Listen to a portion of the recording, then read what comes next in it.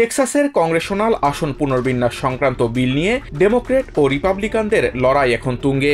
বিলটি রুখে দিতে স্টেট হাউসে কোরাম সংকট তৈরি করেছেন যেসব ডেমোক্র্যাট, তাদের ওপর মামলা দিয়েও চাপ দেওয়া হচ্ছে।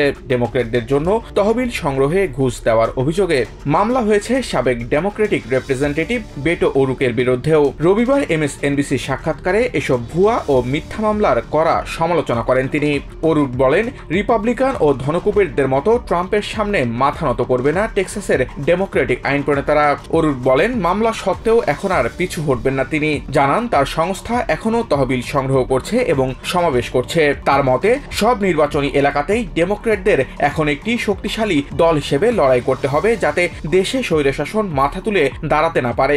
ডেমোক্রেটিক কংগ্রেসম্যান ভিনসেন্ট গঞ্জালেস ও টেক্সাস স্টেট রিপ্রেজেন্টেটিভ ভেন্টন জোন্স জানান, গণতন্ত্র রক্ষার জন্য কঠিন পদক্ষেপ নিতে বাধ্য হয়েছেন তারা। নন সিটিজেনদের বাদ দিয়ে নতুন আদমশুমারি তৈরির প্রস্তাবিত বিল নিয়েও কথা বলেন এই ডেমোক্রেটরা। তাদের মতে রিপাবলিকানদের এই বিলটি বৈষম্যমূলক এবং অগণতান্ত্রিক। জোন্স বলেন, এখন একাধিক প্রাণনাশের হুমকি পেলেও গণতন্ত্র রক্ষার জন্য ব্যক্তিগত নিরাপত্তা নিয়ে ভীত নন তিনি। এদিকে আপাতত টেক্সাস ছেড়ে ওয়াশিংটন ডিসিতে অবস্থান করছেন আরও দুই স্টেট রিপ্রেজেন্টেটিভ, জেমস ট্যালারিকো ও জোলান্ডা জোন্স। আইন প্রণেতারা বলেন, ক্যালিফোর্নিয়া ও নিউ ইয়র্কের মতো স্টেট থেকেও সমর্থন পাচ্ছেন তারা। সাবেক আইনজীবী জোন্স বলেন, তাদের বিরুদ্ধে দায়ের করা এই মামলাগুলো হাস্যকর। Samiul Bari Shihab, TVN 24 news desk.